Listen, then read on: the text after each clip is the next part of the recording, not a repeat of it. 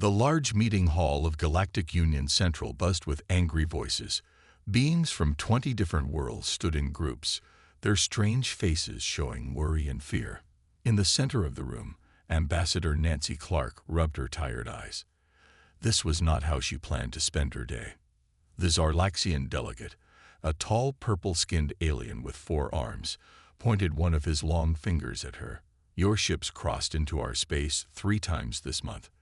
This is an act of war. Nancy sighed. Commander Vrex, I can assure you that no Earth ships have entered Zarlaxian territory. We respect the borders set by the Galactic Union. Captain Jack Miller stood beside her, his blue uniform crisp and his back straight. He was the commander of the UES Defender, the ship that brought the human team to this meeting. Jack had fought in 2 space battles, but he found alien politics much more stressful. The Zarlaxians are lying, he whispered to Nancy. They want an excuse to take the mining moon in the Proxima system. Nancy nodded slightly. The Proxima moon had rare metals that everyone wanted.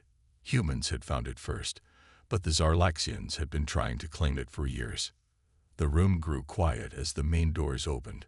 A small green alien with large eyes hurried in.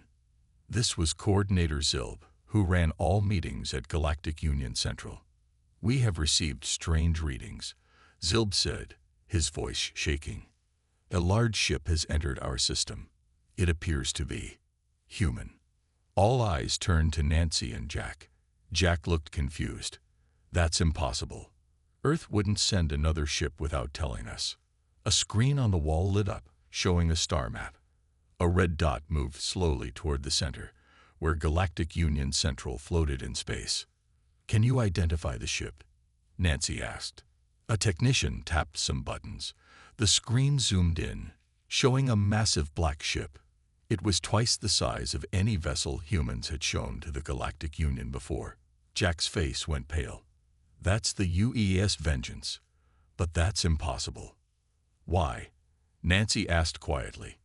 Because the Vengeance isn't supposed to leave Earth space for another 6 months. It's our newest warship, the most powerful vessel we've ever built. The room erupted in shouts and accusations. The Zarlaxian commander's skin darkened with anger.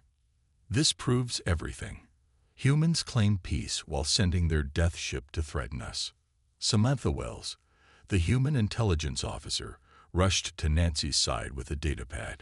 The ship's commander is Admiral Peter Bowen. He's one of our best, but he never follows orders exactly. Something must have happened. Nancy tried to call Earth on her communication device, but nothing happened. She tried again. Still nothing. The quantum relay is down, a technician announced. All communications with Earth and the colonies are cut off. Fear spread through the room. The quantum relay never failed. It was the fastest and most reliable way to send messages across the galaxy. The Zarlaxian commander pointed at Nancy again. You planned this. Cut off communications, then attack. That's not true, Jack said firmly. We need to contact the Vengeance. Find out why they're here. Lieutenant Eric Summers, the communications officer, tried every channel to reach the human warship.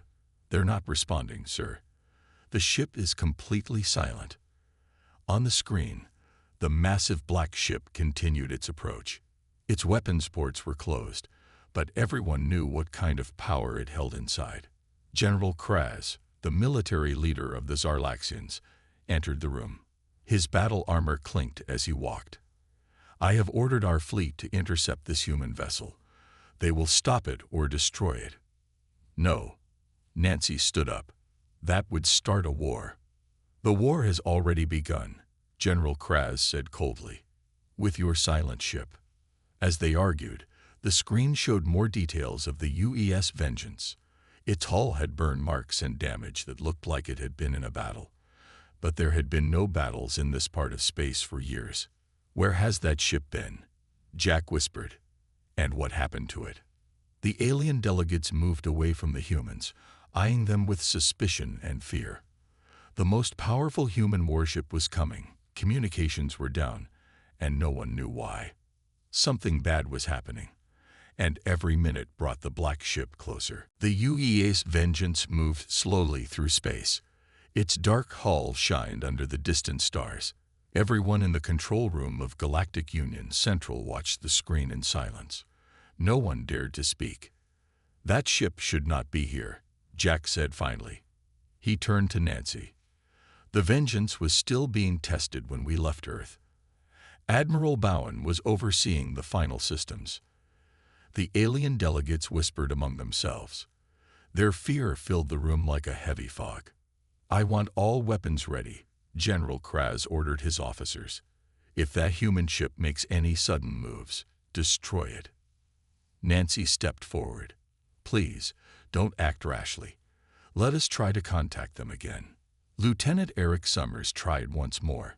"UES Vengeance, this is Lieutenant Summers from the Human Embassy. Please respond." Only static answered him. Samantha Wells studied her datapad. Her eyes widened. "The ship's energy readings are strange. Its main drive is damaged, and there are power fluctuations throughout the hull." "It's been in a fight," Jack said quietly. "But with who? There haven't been any battles near Earth." The screen suddenly changed. A new image appeared. A close-up of the Vengeance. Everyone gasped. The mighty warship's hull had deep burn marks. Parts of its armor were torn away, showing the metal skeleton beneath. One of its side weapons arrays was completely missing. "That damage wasn't caused by any weapon I know," said a six-legged alien engineer. "The burn pattern is strange." "30 ships approaching," announced a technician. "Zarlaxian battle cruisers moving to intercept the human vessel." On the screen, small purple ships appeared, heading toward the damaged Vengeance. They moved in attack formation. "Call them back," Nancy pleaded with General Kraz. "If you attack our ship, it will be seen as an act of war by Earth." "Your ship has already committed an act of war by coming here," the general replied coldly. Jack stepped between them. "The Vengeance is damaged. It might need help, not threats." A soft beep came from Eric's communication panel. His face brightened. "We're receiving a transmission. But it's only directed to our embassy systems." Nancy hurried to his side. "Put it through." The screen switched to show a dimly lit room. A man sat in a command chair, his uniform torn and dirty. Blood had dried on his forehead. Behind him, smoke filled the air, and sparks flew from damaged equipment. "Admiral Bowen," Jack said in shock. The Admiral's voice came through with static. "This is Admiral Peter Bowen of the UES Vengeance. We don't have much time." "What happened, sir?" Jack asked. "Why are you here?" "Earth is under attack," Bowen coughed. "Something came from beyond the rim. We fought. We lost." The room went silent. Nancy felt her heart freeze in her chest. "What attacked Earth?" she asked. "Unknown species. Never seen before. They," Admiral Bowen winced in pain. "They hit our colonies first, then Earth. The Vengeance engaged to give evacuation ships time to escape. We followed them here." "Followed who here?" Jack demanded. "They're advanced ships. They're coming to this sector next. The accusations against Earth, it's a trap. They've been planning this. They have infiltrators." General Kraz pushed forward. "This is a human trick. There is no mysterious enemy." The transmission suddenly cut off. The screen returned to showing the damaged warship. "We lost the signal," Eric said, trying to restore it. Outside, the Zarlaxian ships continued their approach toward the Vengeance. Weapons charged, ready to fire. "We need to stop this," Nancy said urgently. "If Admiral Bowen is right, we're all in danger." "I don't believe him," General Kraz said. "This is a human plot." As they argued, Engineer Kelly Hudson approached Jack. "Captain, I have an idea.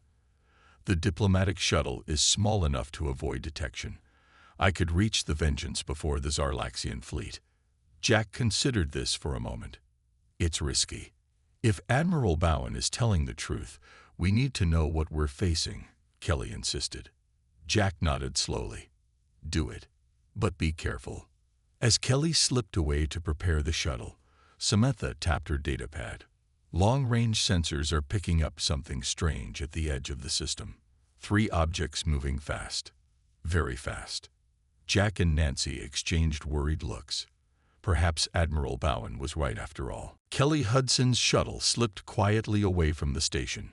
She kept all lights off and flew in the shadow of a nearby moon. The small craft moved quickly toward the damaged Vengeance. Back at Galactic Union Central, Jack paced the room. Nancy tried to calm the alien delegates, but fear had taken hold. The screen showed the Zarlaxian ships getting closer to the human warship. General Kraz, Nancy said firmly, please call back your ships. Let us find out what's happening first. The general's purple skin darkened with anger. The human ship must power down all weapon systems immediately. Then we will talk. Lieutenant Eric studied his screen with concern. Those 3 objects Samantha detected are moving faster now. They'll reach our system in 20 minutes. What are they?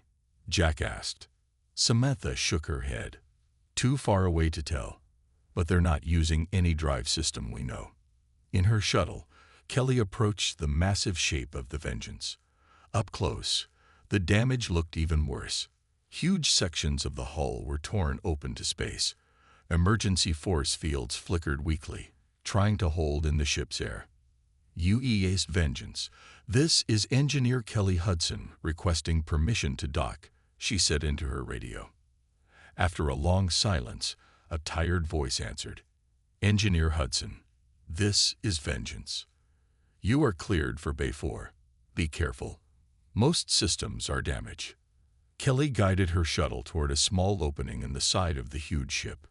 Inside, emergency lights cast red shadows. She landed carefully in the nearly empty bay. When she stepped out of her shuttle, the air felt thin and cold. Warning lights flashed on the walls. Kelly put on her emergency breathing mask and moved toward the door. A young officer met her there.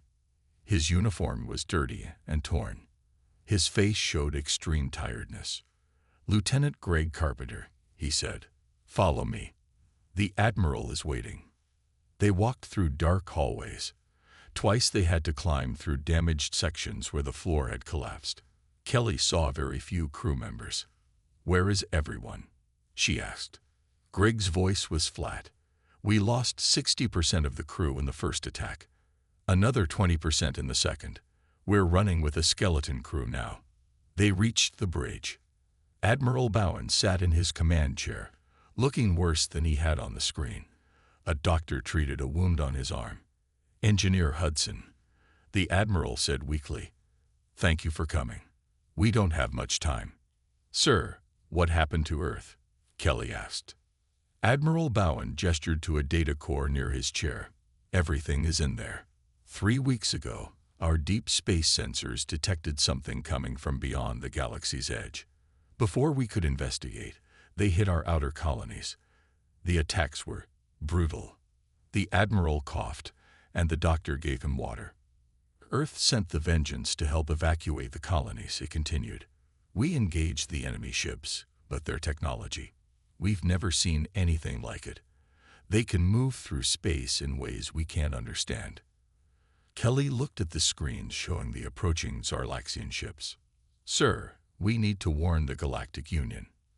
That's why we're here, Admiral Bowen said. But the enemy is following us, and they have already infiltrated the Union. How do you know? The accusations against Earth. The claims that our ships violated Zarlaxian space. It never happened. It's a distraction, meant to keep the aliens and humans fighting each other instead of preparing for the real threat. At Galactic Union Central, the tension grew worse. The Zarlaxian ships were now in firing range of the Vengeance. Final warning, General Kraz announced. Power down weapons, or we will open fire. The screen suddenly showed new information. Samantha gasped. The 3 objects. I can see them clearly now. They're ships, but not like any design in our database. Jack looked at the readings. Their power signatures are off the charts. Eric's console beeped. Incoming transmission from Kelly. Kelly's face appeared on screen. She looked worried. Captain, I'm on the Vengeance. Everything Admiral Bowen said is true. Earth was attacked. The colonies are gone. And the enemy is here. As she spoke, alarms sounded throughout the station. The 3 unknown ships had arrived. The 3 unknown ships moved with strange grace through space. They were black with red lights glowing along their sides. Their shapes reminded Jack of sea creatures from Earth's oceans, smooth and curved, unlike the hard angles of human or alien ships. Those can't be Zarlaxian ships, General Kraz said, his voice showing real fear for the first time. Nancy turned to face him. Now do you believe Admiral Bowen? Before the general could answer, the station shook. Red emergency lights turned on, and a loud alarm sounded. We're being scanned, a technician shouted. Some kind of energy beam is cutting through our shields. On the Vengeance, Admiral Bowen struggled to stand up. The doctor tried to make him sit down again, but the Admiral pushed him away. Engineer Hudson, he said to Kelly, you need to take this data core back to the station. It contains everything we know about the enemy. Kelly took the small black box. What about you, sir? The Vengeance still has some fight left in her, Admiral Bowen said with a weak smile. We'll give you cover to get back. Lieutenant Gregg led Kelly back toward the shuttle bay. As they walked, the huge ship hummed around them. Systems were coming back online. The Admiral ordered full power to weapons and shields. Gregg explained, we've been saving our energy for this moment. In the Galactic Union control room, confusion turned to panic. The 3 strange ships moved closer, ignoring all communication attempts. Those ships are powering up weapons, Samantha said, reading her screen. But they're not targeting us. They're targeting the Zarlaxian fleet. On the screen, one of the alien ships fired a beam of bright green light. It cut through 2 Zarlaxian ships like they were made of paper. The ships didn't explode. They simply fell apart. General Kraz's face turned a pale shade of purple. Impossible. Sir, Eric called to Jack, the Vengeance is powering up. The screen showed the damaged human warship coming to life. Lights turned on along its hull. Its weapons ports opened. What are they doing? Nancy asked. They're moving to intercept the enemy ships, Jack said, watching in amazement. Even damage, they're going to fight. Kelly's shuttle launched from the Vengeance, moving fast toward the station. The massive human warship turned to face the 3 alien vessels. It fired its main weapons, hitting one of the strange ships. The enemy vessel shuddered but didn't break apart. In the shuttle, Kelly clutched the data core tightly. Come on, she whispered as she pushed her small craft to its limits. One of the enemy ships noticed her and changed course to follow. A green beam shot toward the shuttle. The Vengeance moved between them, taking the hit. A huge section of its hull tore away, spinning into space. They saved her, Jack said quietly. Nancy stood beside him, her eyes wide. The Vengeance doesn't have enough power to fight all 3 ships. I know, Jack said. The battle continued. The Vengeance fired again and again, but each hit seemed to do less damage to the enemy ships. The strange vessels circled the human warship like wolves around wounded prey. Kelly's shuttle reached the station and docked safely.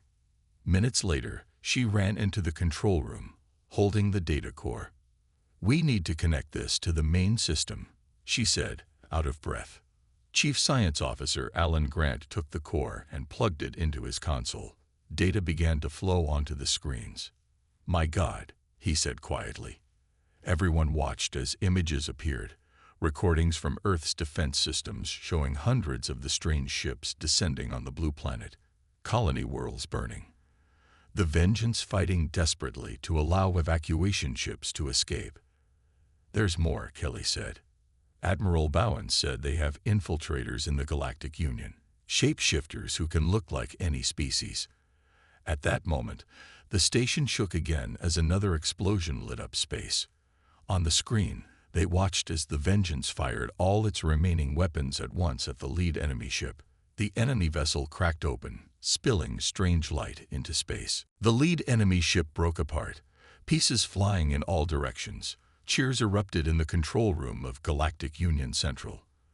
The Vengeance had scored a direct hit. But the celebration didn't last long. The two remaining enemy ships continued their attack. The Vengeance drifted, its weapons silent. The massive blast had used the last of its power. "They'd given everything they had," Jack said quietly. Alan Grant studied the data from the core Kelly had brought. "According to this, these are just scout ships. The main fleet is still coming." General Kraz stepped forward. For once, he didn't look angry. "How many ships in the main fleet?" "Hundreds," Alan replied. "Maybe thousands." The room went silent. Nancy turned to the Zarlaxian general. "We need to work together. This enemy threatens all of us." To everyone's surprise, the general nodded. "My remaining ships are at your disposal." "Sir." A young Zarlaxian officer burst into the room. "Commander Vrex has ordered our ships to retreat." General Kraz's face darkened. "What?" "I gave no such order." Samantha looked up from her screen. "According to Admiral Bowen's data, the infiltrators can mimic any species perfectly. They could be anyone." Everyone in the room looked at each other with new suspicion. Jack moved closer to Nancy, his hand near his weapon. "How do we know who to trust?" Nancy asked.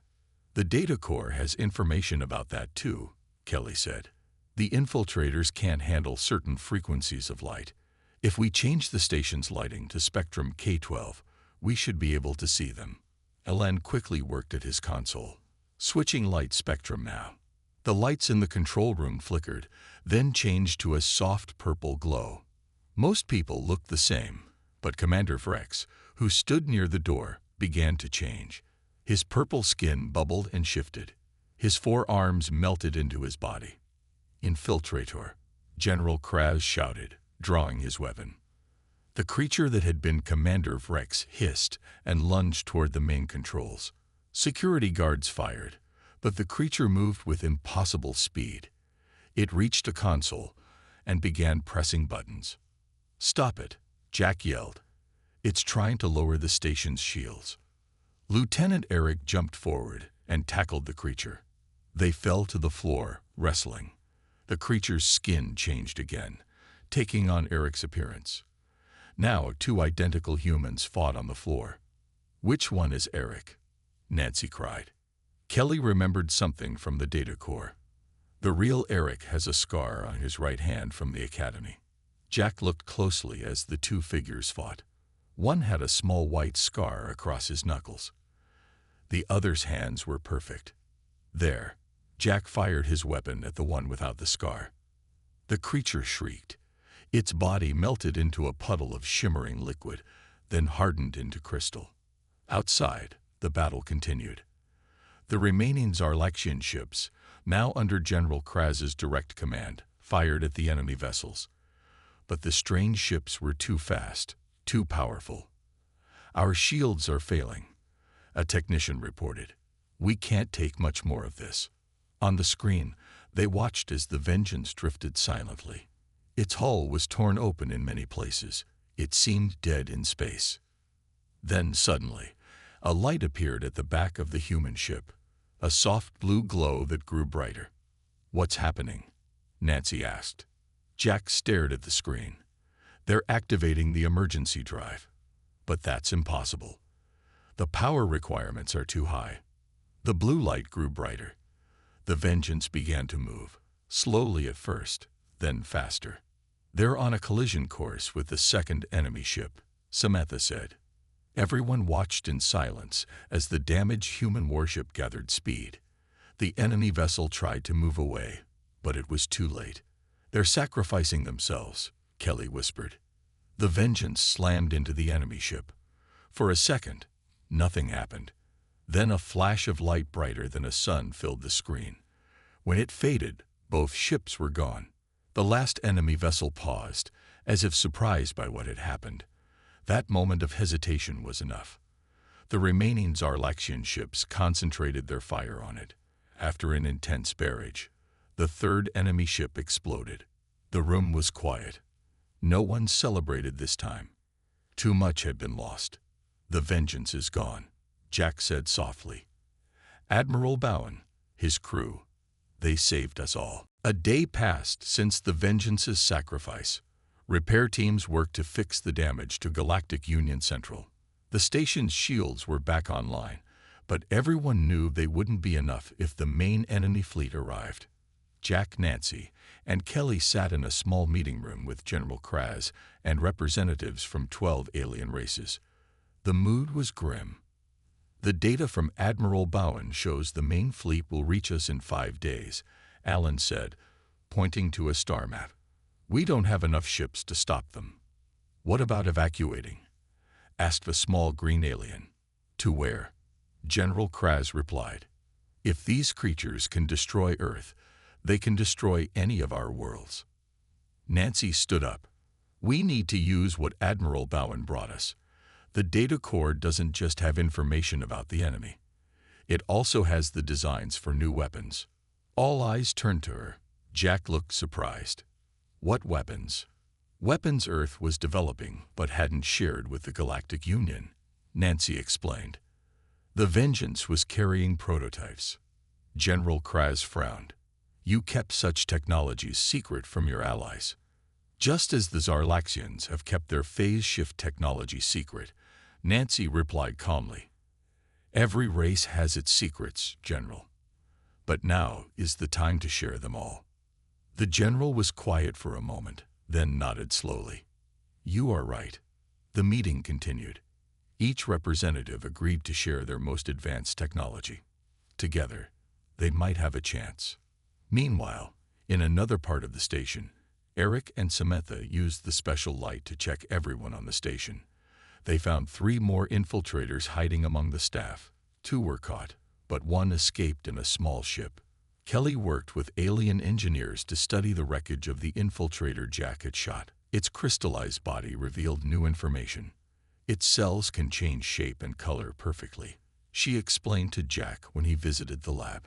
But they can't handle certain energy frequencies. That's their weakness. Can we use that against the main fleet? Jack asked. Maybe. We're working on a way to modify our weapons. A soft alarm sounded. Jack's communication device beeped. Captain Miller, please come to Docking Bay 7 immediately. When Jack arrived at the bay, he found Nancy and General Kraz already there. They stared at a small shuttle that had just arrived. It's from the Vengeance, Nancy said, her voice shaking a little. The shuttle door opened slowly. A figure stood in the doorway, leaning heavily on the wall. It was Admiral Peter Bowen. Admiral, Jack rushed forward to help him. We thought you went down with the ship. Lieutenant Gregg, put me on this shuttle. Before the collision, Admiral Bowen said weakly. Said someone. Had to survive to lead the fight. Medical teams took the Admiral to the hospital wing. His injuries were severe, but he would live. Later that day, Jack stood by the Admiral's bed. Bowen looked pale but alert. Captain, the Admiral said, did we get them all? The scout ships, yes, Jack replied. But according to your data, the main fleet is still coming. Admiral Bowen nodded slowly. Then we have work to do. In the days that followed, Galactic Union Central became a center of frantic activity. Ships from 20 worlds arrived, bringing scientists, engineers, and soldiers. The data from the Vengeance was shared with everyone.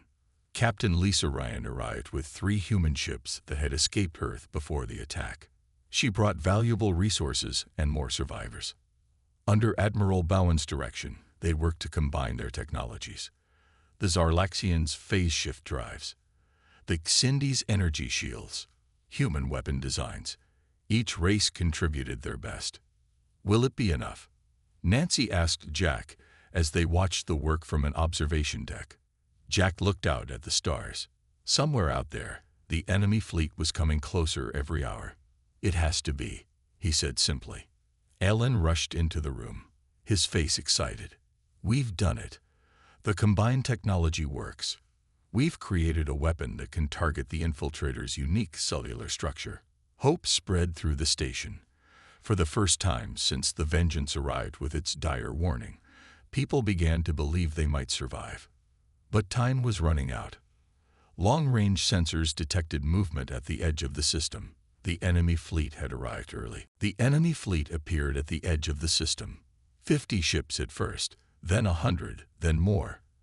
They moved in perfect formation, like a single mind controlled them all. Alarms rang throughout Galactic Union Central. Everyone rushed to their stations. The combined fleet of human and alien ships moved into defensive positions. Admiral Bowen sat in the command chair of the station's control room. Despite his injuries, he insisted on leading the battle. "All ships, maintain formation," he ordered. "Remember your training. Target the weak spots we identified." Captain Lisa Ryan commanded the lead human ship. "Admiral, the new weapons are ready. We're waiting for your signal." The enemy fleet came closer. Their black ships with red lights looked even more menacing in large numbers. "They're scanning us," Samantha reported. "Their energy readings are off the charts." Jack stood beside Admiral Bowen, watching the tactical display. Nancy was with the diplomatic team, ready to attempt communication one last time. "This is Ambassador Nancy Clark of Earth and the Galactic Union. We request peaceful dialogue." Only silence answered her. The enemy ships continued their approach. "They're not interested in talking," Admiral Bowen said grimly. "All ships, prepare to engage." The combined fleet of 27 worlds moved forward. They were outnumbered 5-1, but each ship now carried the new weapons created from their shared technology. "Remember, aim for their central sections," Admiral Bowen instructed. "That's where our scans showed the most vulnerability." The first shots were fired. Beams of energy in all colors crossed the blackness of space. The enemy returned fire immediately. 3 Galactic Union ships exploded in the first volley. "Their weapons are stronger than we expected," General Kraz said, his voice tense. Admiral Bowen leaned forward in his chair. "Activate the frequency disruptors." Throughout the Allied fleet, special devices turned on. They emitted waves of energy at the exact frequency that harmed the infiltrator's cells. On the enemy ships, sensors detected the new energy. The ships began to move erratically, as if confused.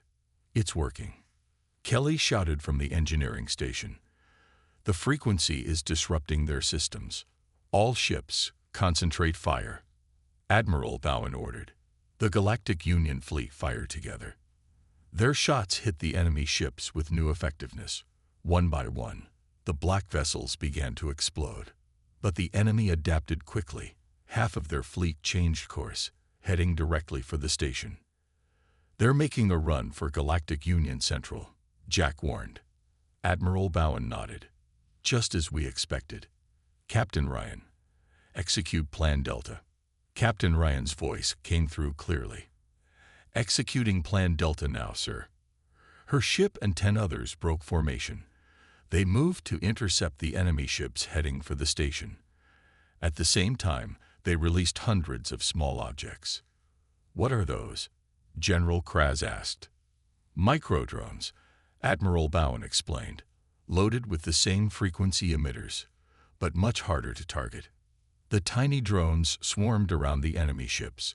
Wherever they touched, the black hulls began to crystallize, just like the infiltrator Jack had shot. The battle raged for hours. Ships from both sides were lost. The station shook from near misses, but slowly the tide began to turn. "Admiral," Jack said, pointing to the tactical display. "Look." The enemy ships were retreating. Their perfect formation had broken. Each vessel fled in a different direction. "We've done it," Admiral Bowen said softly. "They've never faced united resistance before." The Galactic Union fleet pursued, destroying as many enemy ships as they could. When the last enemy vessel disappeared into deep space, cheers erupted throughout the station. In the days that followed, recovery began. Lists of the lost were compiled. Memorials were held. The data core from the Vengeance proved invaluable, providing information about the enemy's home system. Admiral Bowen, now recovering well from his injuries, met with the Galactic Union Council. The enemy will return, he warned them. They lost this battle, but they'll be back with more ships, new tactics. Then we will be ready, General Kraz said. For once, all the alien representatives nodded in agreement. A permanent alliance was formed. The technology of all worlds would be shared. A joint fleet would be built, with ships crewed by members of all species, and at Admiral Bowen's suggestion, it would be called the Vengeance Fleet, in honor of the ship that had given everything to warn them. As the meeting ended, Jack found Kelly staring out a viewport at the stars. "Thinking about Earth?" he asked quietly. Kelly nodded. "We lost so much. Our home. Billions of people. But we saved something important," Jack said. "Hope. And together, we'll find a new home."